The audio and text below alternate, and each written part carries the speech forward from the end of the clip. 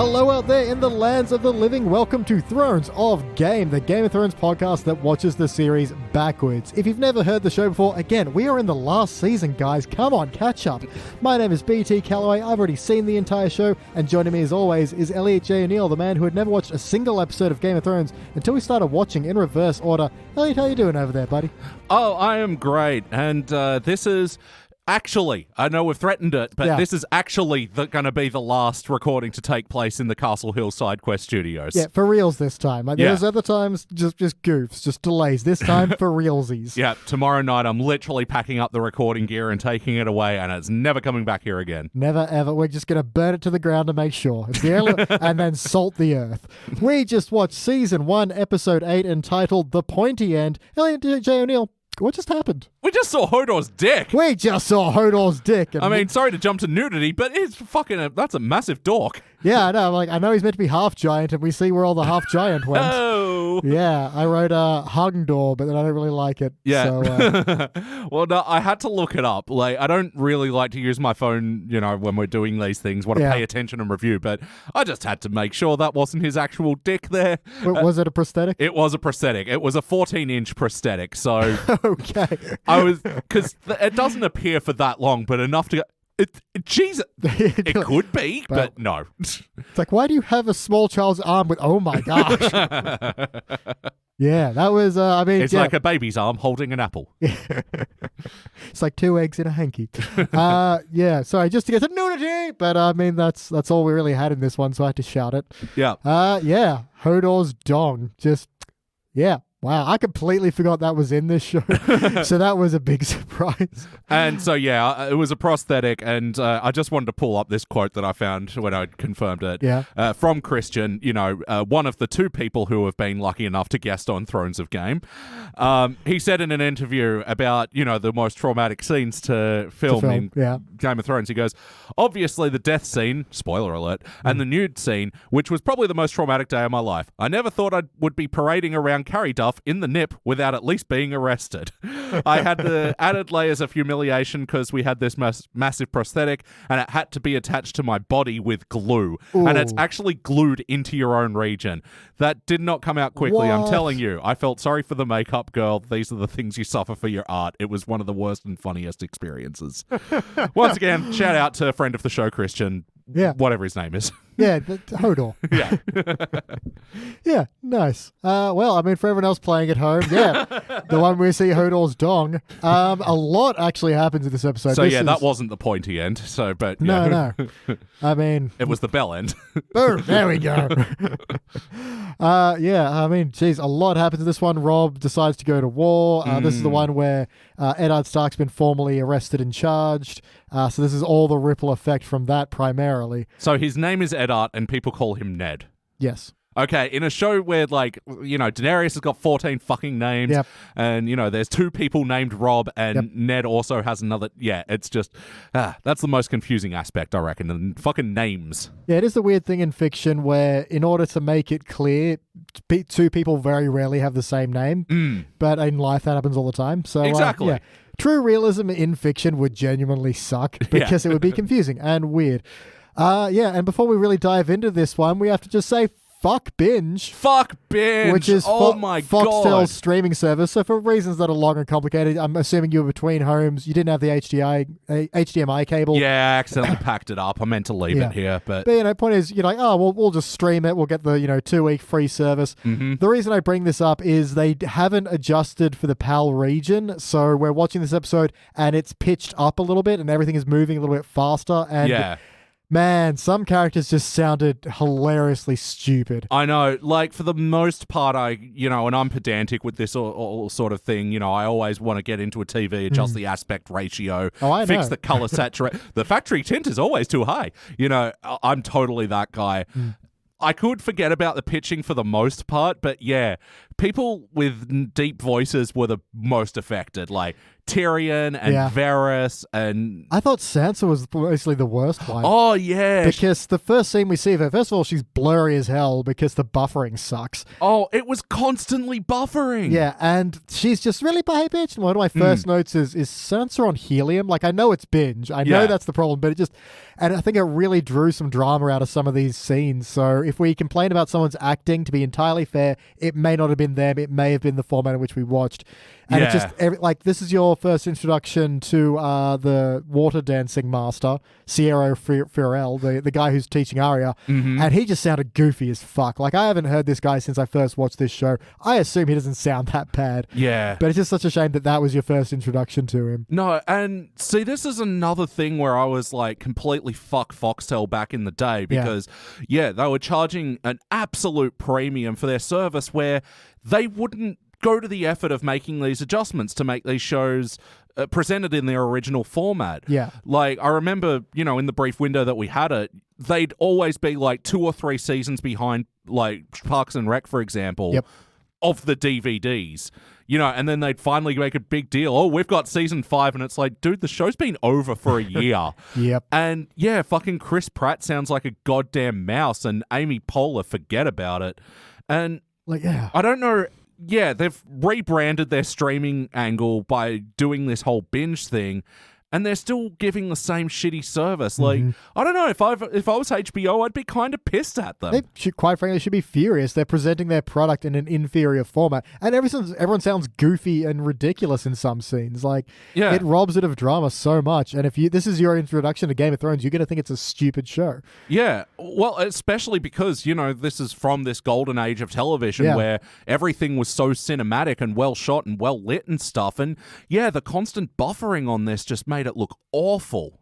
Yep, so fuck binge, you stupid fucking streaming service. How dare you fuck it up this badly? Like, just adjust for region. God damn, seriously. Yeah, and it's a $13 a month service. Quite frankly, you should expect better than that. As I shouted at the TV when we first started watching, just copy Netflix. You can you literally have the smart kid to lean over and copy off of. Yeah. Are they perfect? No, but they know what they're doing. Anyway, that's the end of that fucking corner. What about MVP for this episode? What was your most valuable part? Well, I will get to that in a sec. But just to finish that off, it's just like, I think and I said to you when we were watching the credits that were horribly pitched up as well, and we could notice that in the theme song, is that, we are doing a service here. We've watched this show on a variety of different formats, and the thing we keep coming back to is Australia's HBO representative of Foxtel is just fucking it.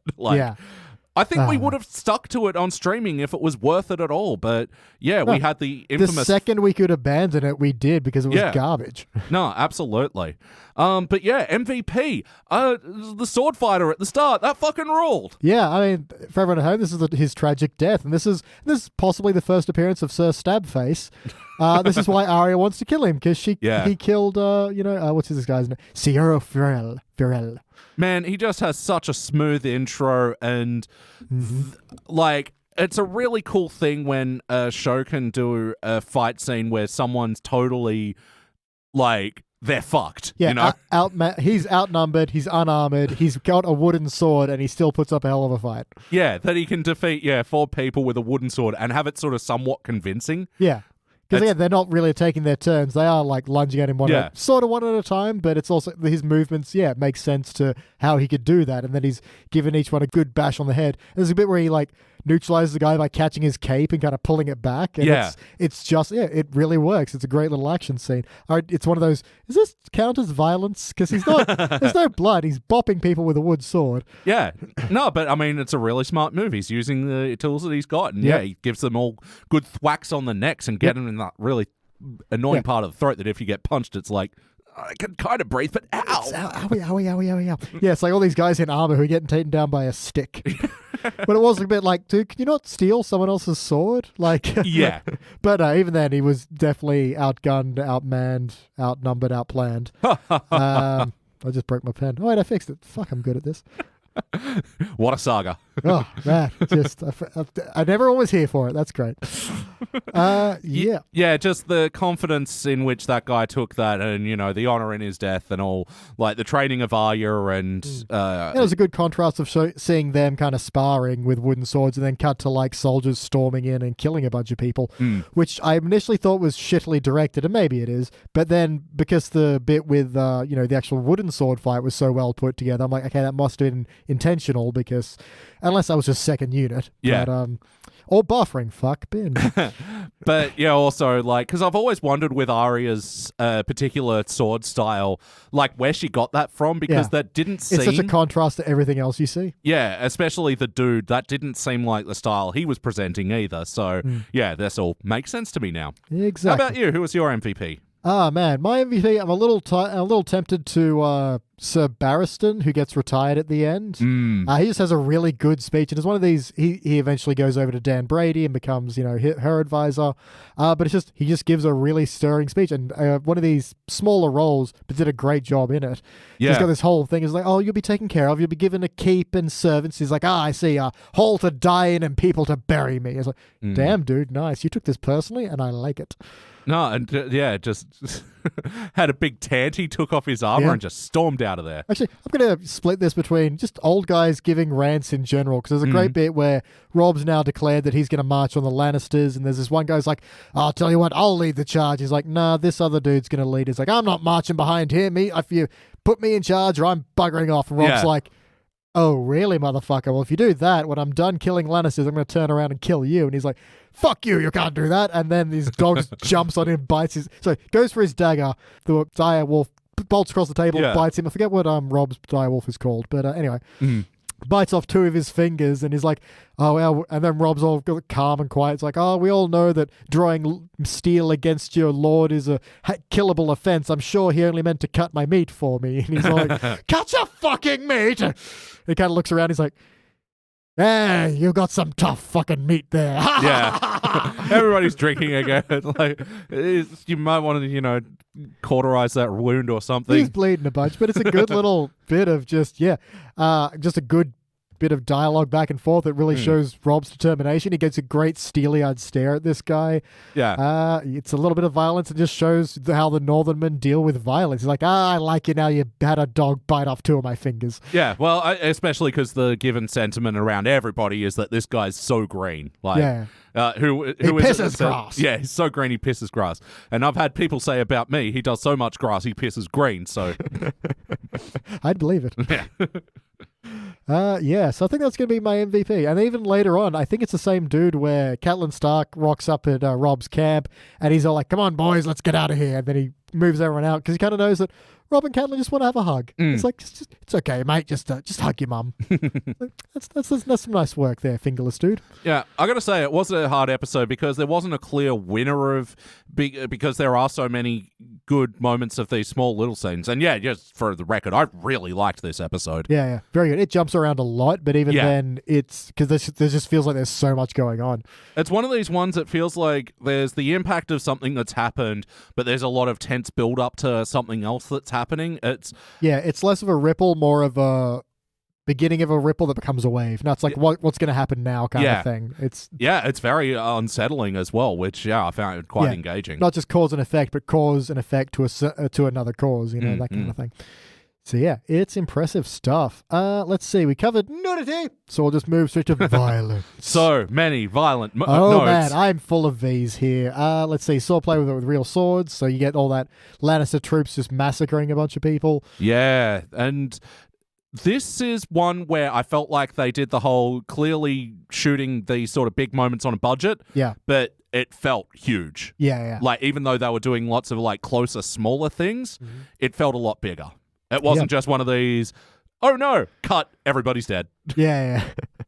Although we do get, I thought it was a bit of a shaky direction, but again, it could have been binge, so who knows, of Arya and her first kill, where she finds her sword and this, I don't know what he is, like a stable boy is like, oh, you're Arya, I'm going to give you over to Lannisters, they're going to give me stuff, whatnot. And she like stands up and he kind of drags her towards him and she accidentally stabs him, but later on when Hot Pie is being a bastard, surprisingly, my dear sweet Hot Pie, And she's like, I stabbed a fat boy just like you, Ellie. It's like, she wasn't lying. She did. No, that's it. She turned that around on him, and it's like, who knows if she really intended it, but fucking there it was. I take it as she didn't, but also kind of necessary. Yeah. So, there's actually a lot in this episode where you hear people mention it later on down the line. I mean, we get...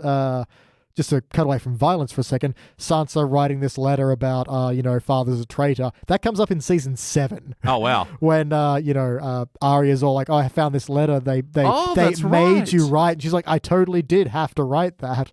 Yeah, so that is the seed planted way, way back. So, I mean, if season 7 did one good thing, it's remember its own past. Yeah.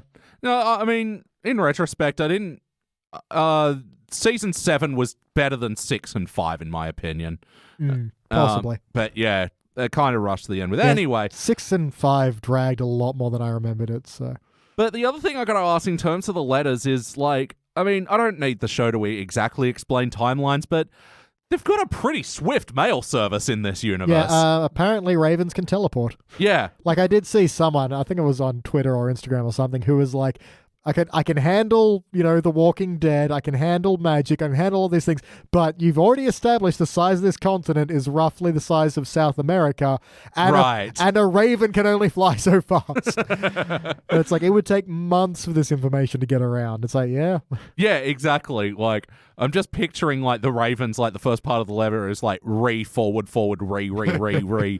Because there are, like, several responses to things that and it's like... I don't buy the timeline. I'm having a good time. Yeah. But I'm just like, this is like Australia Post could learn something from Westeros Post. Twitter could learn something. This is fast. Everyone gets the message clearly and evenly. And it's when you have to handwrite something, you don't maybe make as many callous mistakes. I don't know. I'm still waiting for the tweet that takes me out. Yeah. One day it's inevitable. Everyone on Twitter is eventually going to get cancelled by someone else on Twitter. It's just the way of the world.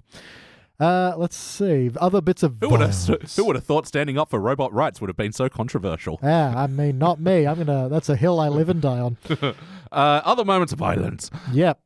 Frozen, handless, no smell. Oh, yeah, zombie. Yeah, we got a couple of ice corpses rock up to Castle Black, and Sam, again, being the good guy Sam always is like, shouldn't they smell? I've heard that I've read in books that rotting bodies should smell. Why don't they smell? Oh, that's odd.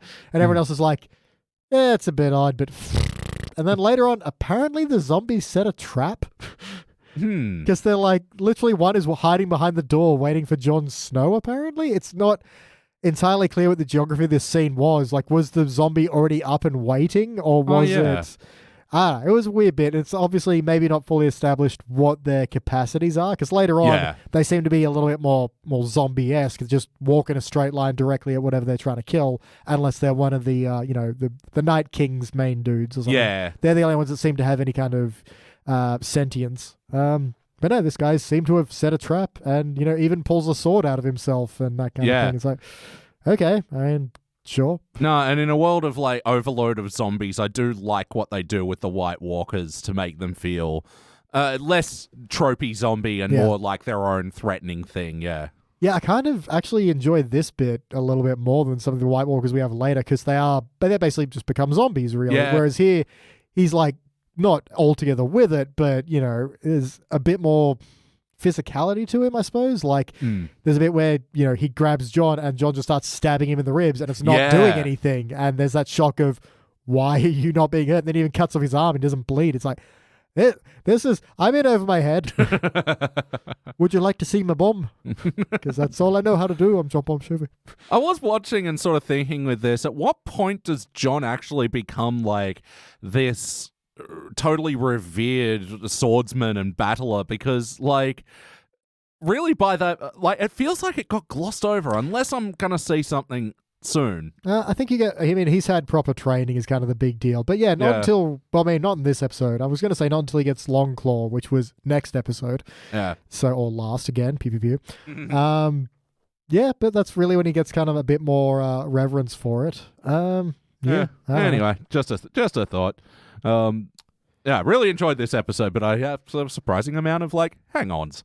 Yeah. I mean, I think a lot of it is still being figured out and forged at this point, which fair enough, because they do change the White Walkers, and I'm trying. Oh no, true. They said I was about to say a regular sword seems to do the job in this one, whereas later they need the dragon glass. But no, they set him on fire. Yeah. So that's right. And I like that bit as well. The guy's holding a lantern. John grabs it and has the moment of fuck! I just grabbed a burning lantern. Yeah. But it's enough. It's enough to make it feel physical and real. And yeah, like there was consequence of action. Yeah, that's it. It wasn't just like a showy fight scene. There was a bit of realness in there. Yes. My other violence as well is the fucking Dothraki. Yep. I will say as well that we go from John to Dan Brady again. I've now noticed they do this a lot.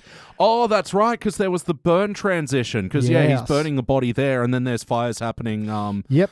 in this whole fucking raping and pillaging. Pretty much Dothraki. You just go into town on this town, and we see that pile of heads that the witch was talking about in the other episode. Yeah, it's pretty nasty. Although, so to like alleviate all that kind of grimness, I was, when Daenerys rocks up to Khal Drogo, she's like, "Oh, my moon," and he's all like, "Oh, my sun and my stars." Sorry, it's the other way around, but whatever. And it's like, oh, don't you fucking hate it when couples are all cutesy and they give each other stupid nicknames? Like, why do you call him sun and stars? Oh, you had to be that. Shut up! Oh, I don't care. This is their schmoopy. Oh, it's their damn schmoopy. It's like, you're my son. And I said, you're my son. Oh, shut up. That's all cock. You're schmoopy. Yeah, no. So yeah, and then one guy's all like, "Look, I was gonna rape this woman, and she made me stop. Khal Drogo, do something." And he's all like, "No, I like what she's saying." And then they have a little fight about it. Yeah. So this is where he gets the wound that would end up taking him out. Yep. Although arguable that it's not the wound, it's actually the witch. Because she's all like, "Oh, let me treat his wound. It needs to be cleaned and sewed shut. And needs a horse ghost. Maybe cursed." Yeah. So this was a scene. I don't know where I fall on the fight scene is what I'm trying to work out. Because obviously, to show him as a pig-headed, super confident, kind of justified in it. Yeah. But I don't know, just headbanging your way into victory was a little stupid for me. Yeah, fair. I'm going to say I'm mostly for it. It is definitely all show because this guy has a sword he presses against Khal Drogo's chest and he's all like, is that it? And it's like, why doesn't the guy just stab you right now? But he does go for the swing, and to be fair, that kind of curved sword, I guess, doesn't stab very well. The vicious sickle. Yes. I don't know if that's what it's called. It's just what it's called in Breath of the Wild. Yeah, we'll take it. Takes a swing with the vicious sickle, and Drogo ducks it and dodges and pulls out two daggers, but then drops then and just goes at this guy with his hands and turns his own weapon on him, and then pulls out his tongue from his gashed throat. That was a fatality. Fucking Khal Drogo wins. Oh, yeah.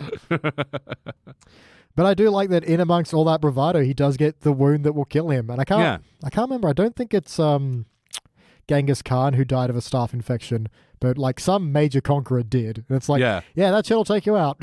Yeah, definitely. He sucks. He's a bad character. I don't know why Daenerys sees him as the sun and the stars. It's he's kind of awful. Yeah, he is all just like, look, I know they're raping and pillaging, however, that's just the way of war. It's like, you're also planning to take slaves and shit. Though I kind of like the balance where, Jorah Mormont's all like, well, they're going to take slaves and they're going to sell them for gold. And she's like, I thought the Dothraki didn't care about gold. And he's like, well, they're going to, spend that gold to buy ships for you. Remember that thing you wanted? It comes at a cost. This is kind of the cost. It's a kind of a grim reality kind of moment of, you need an army, and this is what an army does, soz. Yeah. Too bad there wasn't any more of these interesting conflict explorations in the rest of her story. Yeah, because Jorah Mormont could be like, well, unless you can find, I don't know, a big army of eunuchs somewhere that will do anything you say and some kind of mythical creatures that will give you a massive advantage on the battlefield. But what are the odds of that? This is the way of the world. Yeah, it'd be ultra convenient if you came across them and they just... Anyway. People who can't rape and pillage anything and just will do everything. But what are the odds? I mean, really. Yeah, now that I think about that is... Seeing some compromise from Dan Brady, again, I would have loved it if the show played her as a bit more of a grey character, as someone who, is all, I want to end slavery, but sometimes just has to, but if I want to win this war, I have to do shitty things. Yeah, well, this is what I'm liking about this season, because, I'm not sure who, as the audience, I'm meant to be going for, know? I guess it's generally the Starks, but also they've got their own suckiness, and then, I love Tyrion, of course, but I don't really want the Lannisters to win, but I want him to be safe, and Yeah, because he's not really against them yet. He's still part of it. Yeah, Tyrion and Bronn have a great little back and forth as always. He's all like... Fucking amazing. Just, whistling, and Bronn's like, could you shut up? He's Yeah. like, well, if you're with me, you can have... What do you want, Bronn? Do you want gold? Women? Golden women? Stick with me and you can have anything. It's just, it's a great little bit. And this is, again, referencing to season 7 and possibly 8 is where, like, if anyone ever tries to bribe you to kill me, whatever they offer you, I'll beat it. Yeah. So, again, way to remember your own show. Nicely done. Except for all the other problems. We don't get to them for a while. Yep. And we get the classic Tyrion line of when he gets surrounded by these storm crows led by Shagger. Shagger. Of Dolph. He's like, how would you like to die, half-man? He's like, in bed at the age of 80, nice and warm, with a belly full of wine and a woman's mouth around my cock. Yeah. saying cock in that very Tyrion way. Look, they're very strong Ks. What's that? It's cock talk. Zip. But again, Tyrion just throughout this episode is great. This is why we love him. Oh, definitely. And and then when he's introducing everybody to Tywin as well, this is Fuckwit, son of Dolph, and the fucking Lord of Burning People. And he's got one that's like, this is Terry, son of Terry. Yeah. And then the best line of the episode is when this is Bronn, son of, and Bronn's like, oh, you wouldn't know him. So good. God, so well. He is the comedic timing of, both those two. That's why they're an enjoyable pairing in this show. They've got amazing timing. Yeah, and I want to take that as, fucking who cares, that being his attitude. But I also kind of want to take it as like a hipster thing. He's a really obscure lord. You probably don't know him. But even then, we get a great bit from Tyrion where he's all like, Tyrion's making the deal explaining the deal he made with the Stormcrows to Tywin, and he's like, all right, fine. He's like, well, and the Stormcrows are all like, if you betray us, I'll cut off your manhood and feed it to the goats. Yeah. Sorry, no, I'll cut off your manhood. Yes, I know, and you'll feed it to the goats. We've been through this multiple times. I like just... We've discussed the terms and conditions. Of how you're going to chop my dog. We've done this. And I like that kind of impetus. We haven't seen them do it, but we get the idea they've been traveling long enough that he's made this threat like 5 or 6 times.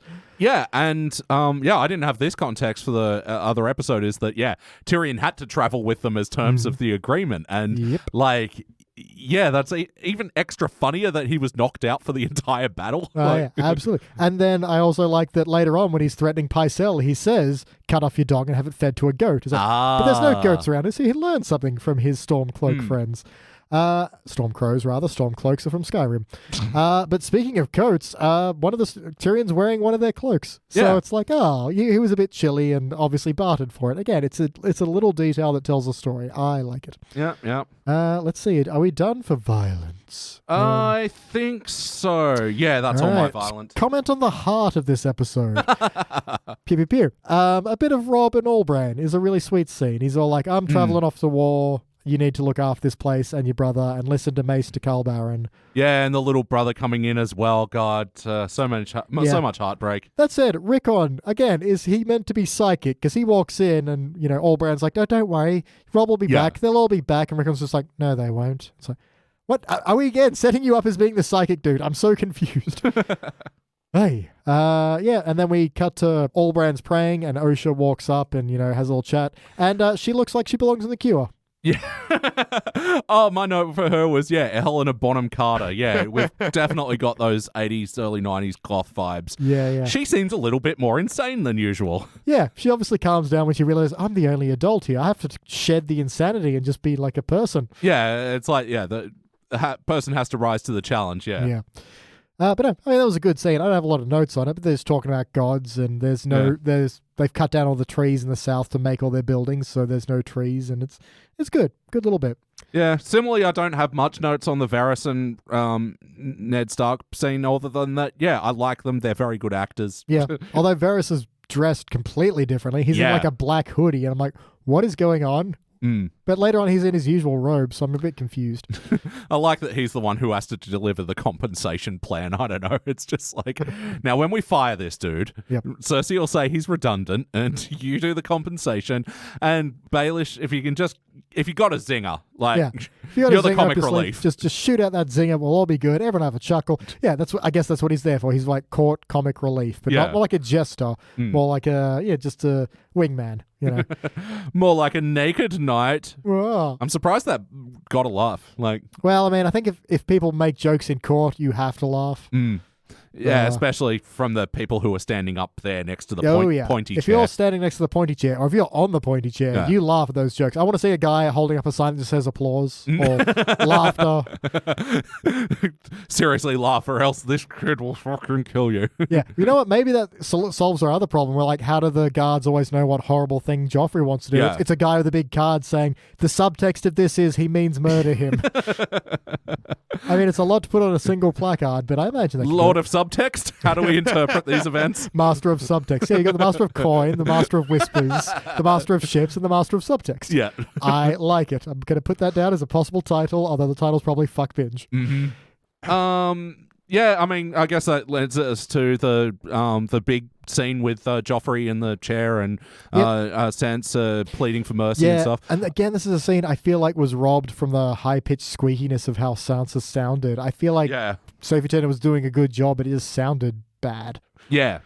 No, definitely. And it sucks because, there's a lot of emotion in her voice, and Joffrey looks like, willing to compromise, but there's one thing. And no, I totally agree. But one thing I did notice as well is that Cersei's the Brady one in this one. All the confidence in there. Yeah, absolutely. Like, Dan, not so much before, but Cersei. Yeah. Also, Maester Pycelle, kind of a dick. Oh, yeah, for all of his fucking, the God show mercy. But I feel like the show was actually bigging him up to be had more involvement in this. For real. Like in this one, they're sitting around and talking to Sansa, oh, by the way, your dad's a traitor. And she's all like, what? And then Pycelle's all like, well, you're no longer fit to marry the kin, for the seed of traitorism will surely be traitorism again. It's like, is treachery meant to be hereditary here? What the fuck, dude? And then later on, he's like, oh, well, treason is treason. And, Sansa's all like, he was like high on opium. He wouldn't have known what he was talking about. Come on, show Served this. by you. And he was like, oh, boy. I think leading into, your observation that, he's probably a lot more with it than the thing in Joe. Sorry. Gotta go grab our Uber Eats. Yep, just for full renegade, we're sponsoring Uber Eats. That's Uber Eats, everybody. You know about it. I don't need to plug that. Pew, pew, pew. All right. Mm-hmm. Cool. I'm just trying to figure out what we were on.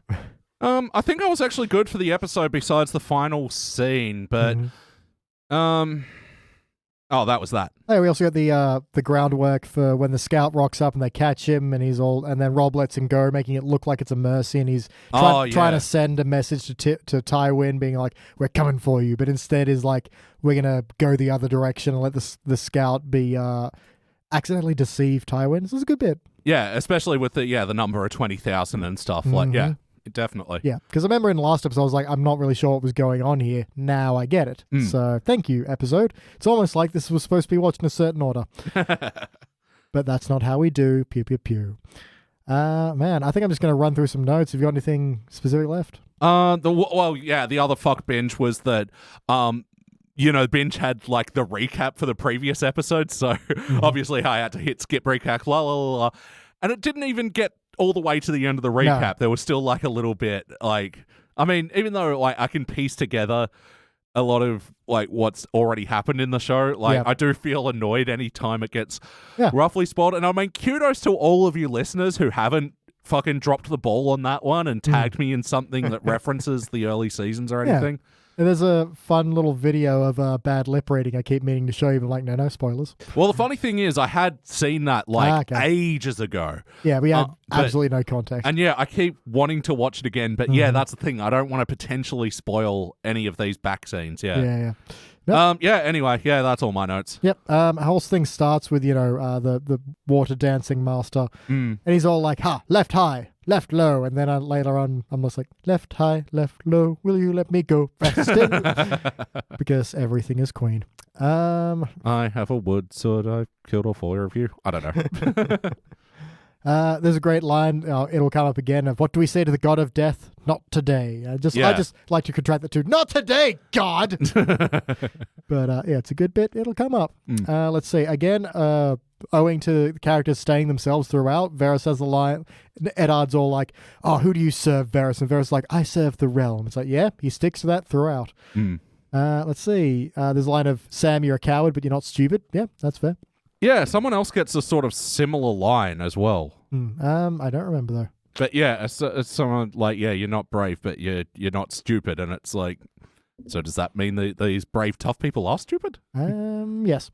I saw a good quote, and I can remember. It's like, bravery is doing something knowing it might hurt, but so is stupidity. That's why life is hard. Let's see. We get a little of Rob, Theon, and Maester Carl Barron sitting around. Theon is 12 years old.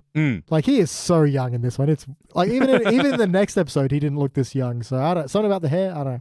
Yeah. But there's a good bit. Oh no, sorry. This is the bit you were referencing, where Rob's hand is shaking after he's given orders. Yeah. And Theon's like, "Are you afraid?" Good. Rob's like, "Why is that good?" He's like, "Because it means you're not stupid." He's like, Yep, works.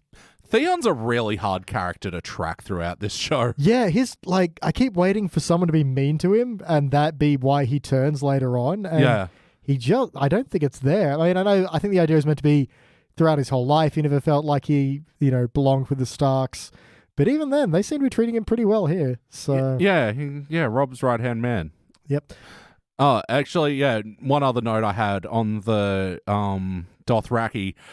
It's really interesting that, like, the Dothraki ended up being a language that you can, like, learn on Duolingo and stuff, because they clearly suck. Like, it's like trying to learn the language of the Empire. Wait, they all spoke English. Never mind. Like, learning the language of the bad guys. Like, I don't know. These people are, well, I mean, I guess they're fun here, I suppose. Like, not in this episode, but, they ride horses and they don't have a word for, I disrespect this person. They just spit. Like, they're already a guttural, unpleasant language to listen to. What is words but spitting without spit? You can quote me on that. We're not flying, we're falling with style. We're not talking, we're spitting with style. Exactly. Let's see. The scene with Catelyn and Lysel, his sister. And also Robin. And Robin is a dipshit. Yeah. Yeah. And so is Lysel, quite frankly. She has a good point in the end of like, if I go to the War of the Lannisters, they're going to kill my son. I don't want to do that, so we're all just going to stay here. But just is the worst at it. Because Catelyn walks in and is like, "You've had this message since this morning about my husband being in prison?" She's like, "Well, it was addressed to me, not you." And it wasn't a fuck up with the postal service. It was a human error. Look, those supersonic ravens that fly incredibly quickly, that had my name on it, bitch. Yeah, I don't know. She sucks, but oh well. She also gets thrown out of Moondor, so we've seen that. Let's see. Oh, is she Baelish's wife? Yeah. Ages from now. Thought I recognized her. Yeah, and her awkward little kid. Oh, I'm hungry. Yeah, and that's the one that, like, Sansa has, like, looks castle and he kicks it over. Yeah, that little prick. That little fucker. I'm hungry. He's clearly been coddled his entire life. So not his fault, but also his fault. He's been coddled in the entirety of this scene. That's entirely true. We cut to Sam being a chicken plucker. So I just wrote down Sam's a chicken plucker. But he's not the chicken plucker's son. He's only plucking chickens till the chicken plucker comes. So John gets himself grounded because that annoying guy who becomes leader later is all like, "Oh, not only are you a bastard, you're a bastard, a traitor bastard." And he's like, "Why didn't I just cut your face a little?" But everyone pulls him off and yada yada. Yeah, I just like everything got grounded. Yeah. Like, "You're confined to chambers." Like, We know what that means. Yep. You're going in the naughty corner, Jon Snow. Yep. We get Sam, who's all like, "Oh, I knew they'd rise because they've been touched by a White Walker, and only fire will stop them for good. I read it in a book." He said it. Yep. He said the Sam thing. But then he's like, "I hope the walls are high enough." And then it pans up and it's like, "Fuck me, are those walls high enough?" Holy crap. It just keeps going. Yeah. And I believe that is me out of notes. Yeah. All right. Well, if that's you out of notes, me out of notes, we must ask our final question. How did we get here? Well, my little birdie's told me that the next episode is called You Win or You Die. Well, it's a multiple choice there. There's like... you better get it right. Yeah. So, I think I'm going to see some people win and some people die. It seems fair. I don't think I'll see anyone lose because that's not one of the options. So it's not cake or death, it's win or die. Yeah. So, okay, still. A murmur, firmer, or consequences. All right. Well, until next time, I've been BT Calloway. That's been Elliot Jay O'Neill. Goodbye. And for now, our watch has ended.